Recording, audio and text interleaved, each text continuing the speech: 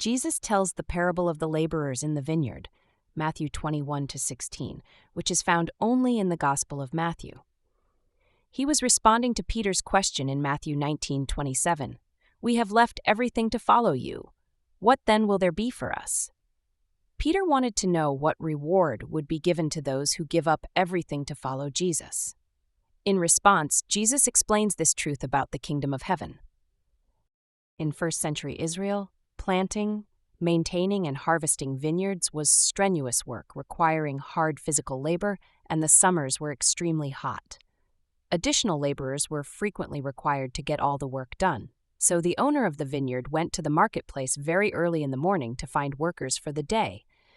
His offered wage of 1 denarius, which was a Roman soldier's pay for a day, and it was generous wages.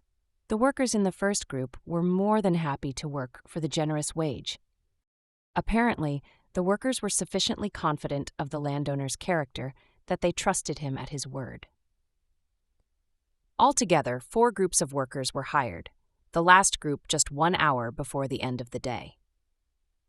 When the time came for the wages to be paid, the first group of workers saw the last group being paid a denarius and were naturally thinking they would be paid more since they had worked the longest. Their anger against the landowner spilled forth when they saw they would all be paid the same, even though they got exactly what they had agreed upon when they were hired. The landowner was forced to defend his actions to the first group, even though he had dealt with them in perfect fairness according to the contract.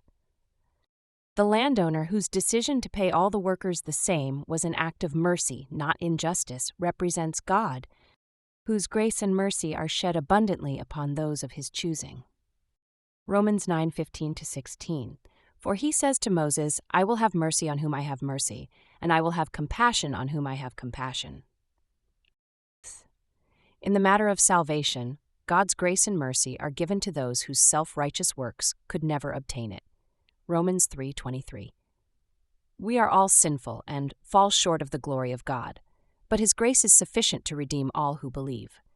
Whether God calls someone early or late in life to partake of His grace, the glory and praise for our salvation is His and His alone, and in no way amounts to unfairness. Just as the landowner has a right to do what he wishes with his own money, so does God have the right to have mercy on whom He will have mercy.